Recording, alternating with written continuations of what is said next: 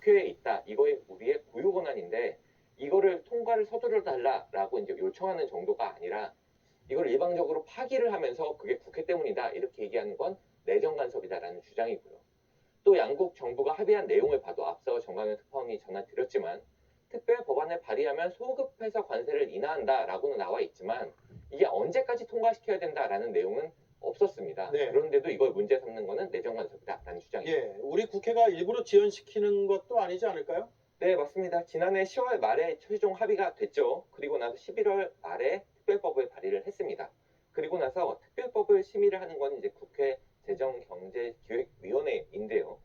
이 12월에는 이 재경위가 연말 그 조세심의가 있습니다. 예. 이게 매년 하는 것이고, 그리고 1월에는 모두 아시다시피 이해운 전 기획예산처 장관 후보자 청문회가 이어진 상황이었습니다. 실제로 시간이 좀 부족했던 거는 사실이고요. 그래서 여당은 다음 달에는 심의를 하겠다라고 오늘 밝힌 상태입니다. 다만 이제 지난해 강훈식 대통령 비서실장이 합의가 1차적으로 되고 나서 이런 얘기를 했었죠. 그 미국의 이제 관세 정책으로 인해서 통상 환경은 불확실성이 뉴노멀이 됐다. 그러니까 트럼프 대통령을 상대로 이런 돌발 변수가 계속 발생할 수 있다라는 것을 이번 일을 계기로 항상 고려해야 되겠다. 이런 지적도 나오고 있습니다. 네, 잘 들었습니다. 유선희 기자 수고했습니다. 트럼프 대통령의 발표에 주식시장은 별로 흔들리지 않은 모습입니다. 오히려 올랐습니다. 코스피가 3% 넘게 급등하며 종가 기준으로 사상 처음 5,000선을 넘었습니다. 코스닥은 1,100선에 다가섰습니다. 관세 문제의 당사자인 현대차의 주가도 많이 빠지지 않았습니다. 반도체 호황이 이어질 거란 기대감에 삼성전자와 SK하이닉스의 주가가 급등했습니다. 김현지 기자입니다. 한국거래소 직원들의 환호성과 함께 축포가 터져나옵니다.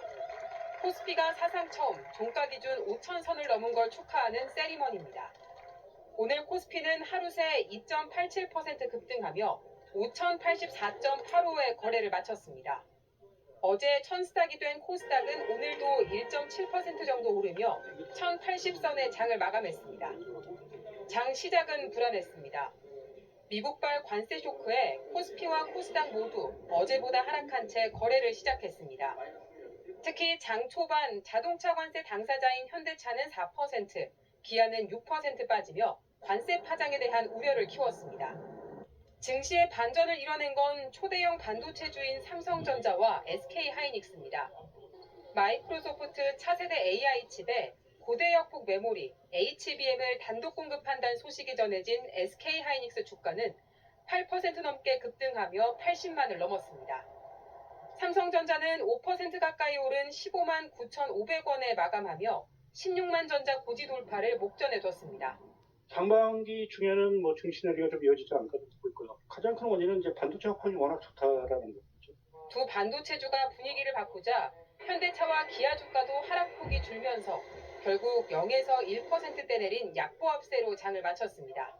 여타 그 실적 기대에 따른 반도체나 기술주들의 그러한 기대감이 코스피 5,000 피를 견인하는 가운데에서 상대적으로 이 자동차 관세 이슈가 조금 상쇄되면서 전반적으로 낙폭을 좀 줄이는데 영향을 줬던 것으로 판단해 볼 수 있겠습니다.